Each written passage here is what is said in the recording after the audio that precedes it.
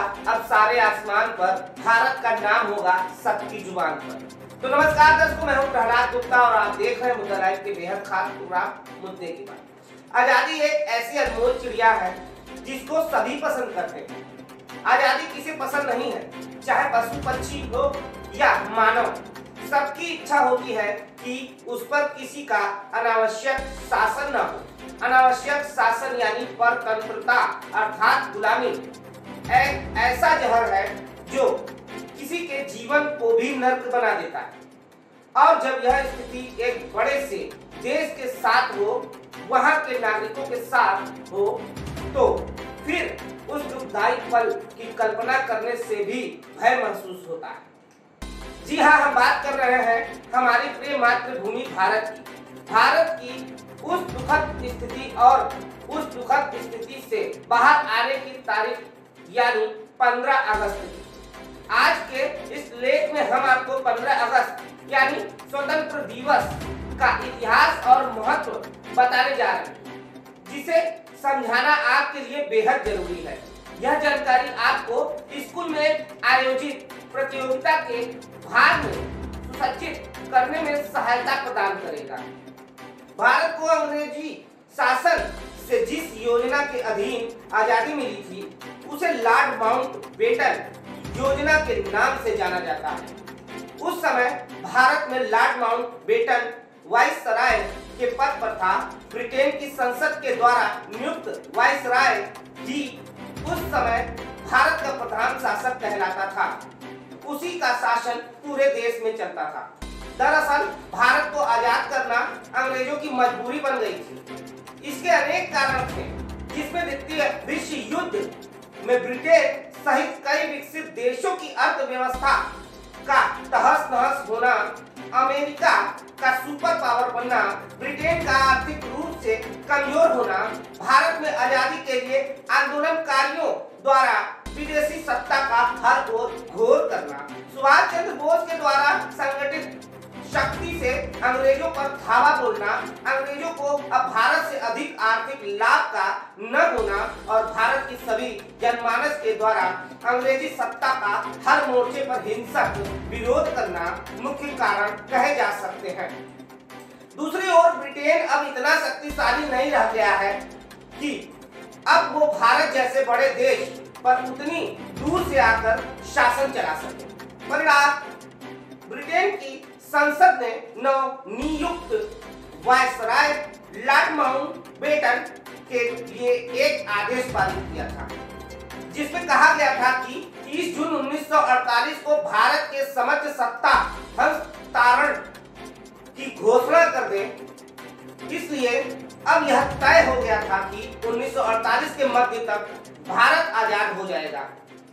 लेकिन उस समय जिन्ना के नेतृत्व में हो रहे अलग मुस्लिम देश पाकिस्तान बनाने के कारण पूरे देश में मुस्लिम के द्वारा बड़े पैमाने पर दंगे किए जा रहे थे। वे हिंसक आंदोलन कर रहे थे, जिसमें वे हिंदुओं को लगातार निशाना बना रहे थे।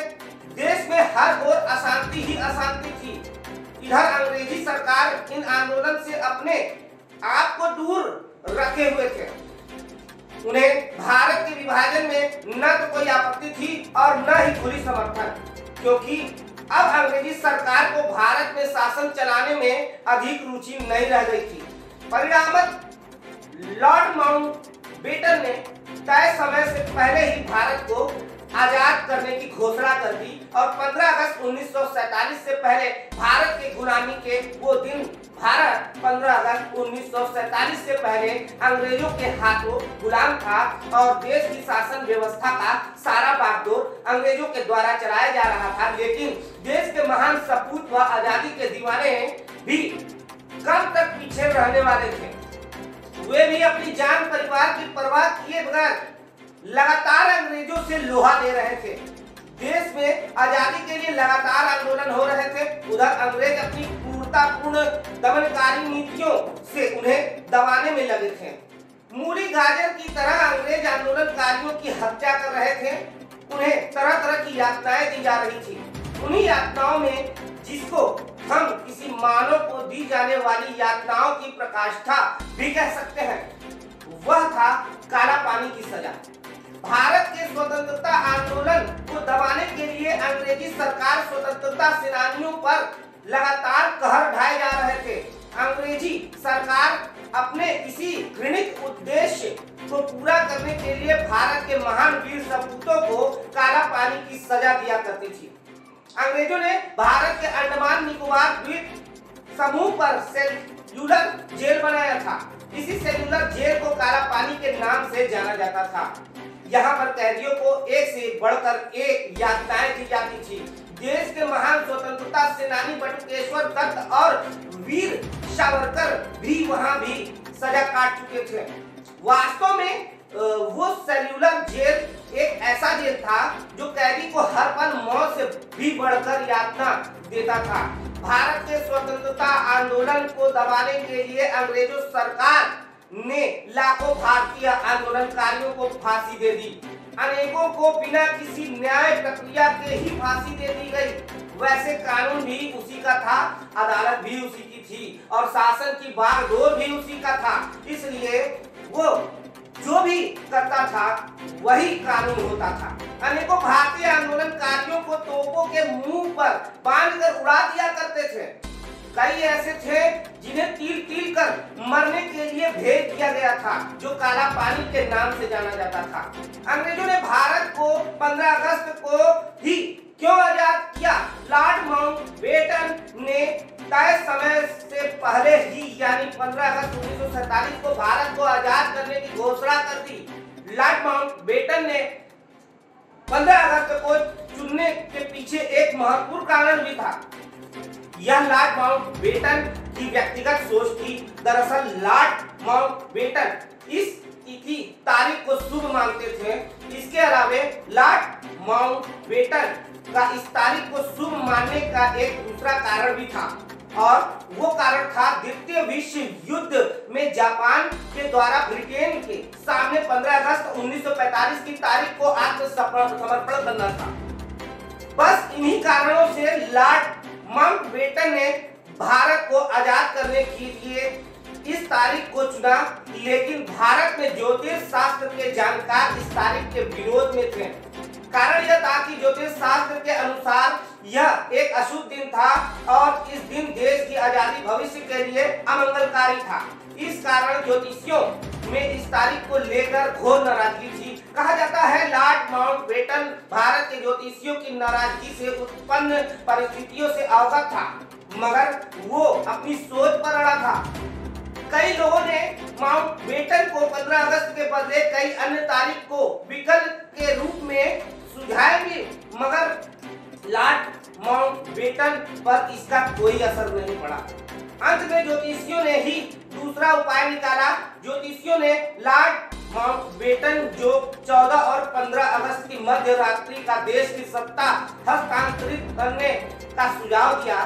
इसके लिए ज्योतिषियों ने उन्हें समझाया कि अंग्रेजों के समय का बदलना हिंदी से अलग होता है। जैसे हिंदी में दिन की शुरुआत जहां सूर्योदय से मानी जाती है, तो वहीं अंग्रेजों में रात के 12 बजे से ही अगले दिन की शुरुआत हो जाती है और कैलेंडर की तारीख बदल जाती है। दरअसल 14 अगस्त की मध्य रात्रि 11:51 से 15 अगस्त की आरंभिक समय रात्रि 12:15 तक अभिजीत मुहूर्त था और यह मुहूर्त ज्योतिष शास्त्र में शुभ माना जाता है। इसलिए उस 24 घंटे में ही सत्ता का हस्तांतरण की प्रक्रिया जैसे भाषण व हस्ताक्षर आदि करना तय किया गया। ज्योतिषियों के इस दबाव से माउंटबेटन सहित भारतीय नेता भी सहमत हो गए। परिणामतः 200 वर्षों तक चली आजादी की लड़ाई का सुखद फल मात्र 24 मिनट के अंदर ही मिल गया और भारत को 14 अगस्त की मध्य रात्रि और 15 की तारीख की शुरुआत में ही आजादी मिल गई। इस तरह भारत को 15 अगस्त 1947 को अंग्रेजों से आजादी मिली। अगले सुबह झंडा फहराया गया और तभी से 15 अगस्त स्वतंत्रता दिवस के रूप में मनाया जाने लगा और प्रत्येक प्रधानमंत्री प्रत्येक 15 अगस्त पर देश की आन बान शान तिरंगा को फहराने लगे। देश भर के सभी सरकारी प्राइवेट स्कूलों, कॉलेजों व अन्य संस्थानों में राष्ट्रीय कार्यक्रमों का आयोजन किया जाने लगा। उत्सव आयोजन किए जाने लगे 15 अगस्त को एक राष्ट्रीय पर्व के रूप में मनाया जाने लगा। स्वतंत्रता दिवस का महत्व 200 वर्षों तक चले आजादी के संघर्ष के बाद भारत आजाद हुआ। इसके लिए अनगिनत स्त्री पुरुष अंग्रेजों के हाथों घोर यातना सहे, मृत्यु को गले लगाया, घर परिवार का त्याग किया। कई सेनानियों ने काले पानी की सजा काटी, मगर फिर भी अंग्रेजों से लड़ते रहे। कारण क्या था? कारण एक था, देश की आजादी। आज हम जिस आजादी से जीवन जी रहे हैं, ये सब हमारे पूर्वजों के महान त्याग, उन महान स्त्री पुरुषों के बलिदान के कारण संभव हुआ। भारत का विश्व के उन देशों में प्रथम स्थान आता है जिसकी आजादी के लिए सबसे अधिक जाने गए। लंबे समय तक यातनाएं सही भारत की आजादी के लिए नेताजी सुभाष चंद्र बोस, चंद्रशेखर आजाद, खुदीराम भगत सिंह, लाला लाजपत राय, वीर सावरकर जैसे अनेक महान क्रांतिकारियों ने अपना सब कुछ न्यौछावर कर दिया। ऐसे अनेक स्त्री पुरुष थे जिनके नाम किसी इतिहास के पन्ने में दर्ज नहीं है। वे गुमनाम हैं, मगर उन्होंने जो किया, आज उन्हीं के प्रयास के कारण हम सभी आजादी का आनंद ले रहे हैं। वे लोग सभी ही किसी इतिहास के पन्ने में नहीं है, मगर उनके अनमोल त्याग व बलिदान निश्चित रूप से हम सभी भारतीयों के हृदय में हमेशा था और आगे भी रहेगा। जय हिंद।